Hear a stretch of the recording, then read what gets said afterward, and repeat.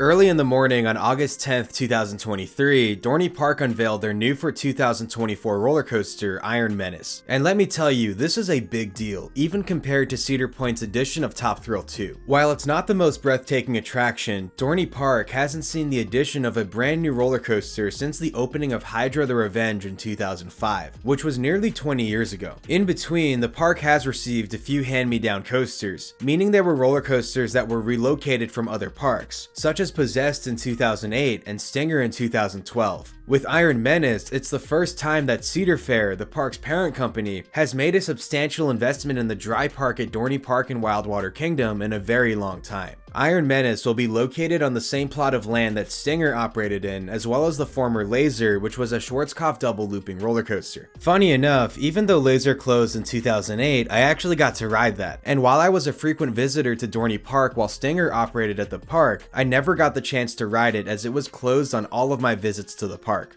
Thankfully, Iron Menace is being built by renowned ride manufacturer Bolliger & Mabillard, or B&M, meaning it will be a far more reliable attraction than Stinger was. If you're unfamiliar with B&M but visit Dorney Park quite often, this is the same manufacturer who built the Park Talon in 2001 and Hydra the Revenge in 2005. Iron Menace is what's known as a B&M dive coaster, in this case a narrow-tracked B&M dive coaster, and it's the first dive coaster to be built in the northeastern United States. These rides are famous for their vertical first drops, where riders are suspended over the edge for several seconds before taking their plunge. And just like Dr. Diabolical's cliffhanger at Six Flags Fiesta Texas, Iron Menace will feature a beyond vertical drop at 95 degrees. This should be quite a thrill, and park guests will love this feature. Based on the performance of dive coasters at other parks, I can quickly see Iron Menace becoming the most popular ride at Dorney Park due to its captivating drop and excellent placement. While it technically is far from the main entrance, it will be front and center when approaching the park from I-78, and guests will drive right past it as they enter the parking lot. The ride pays tribute to the infamous Pennsylvania steel industry and is themed around a Scottish businessman named Hiram S. McTavish. In the early 1900s, McTavish looked to maximize profits at the McTavish steel mill and built a massive hauler he dubbed Iron Menace, a rail transporter the steel industry had never seen. The device moved workers and ore at record volumes and dizzying speeds. Suddenly, McTavish mysteriously disappeared and the McTavish steel mill closed, but the mill's decrepit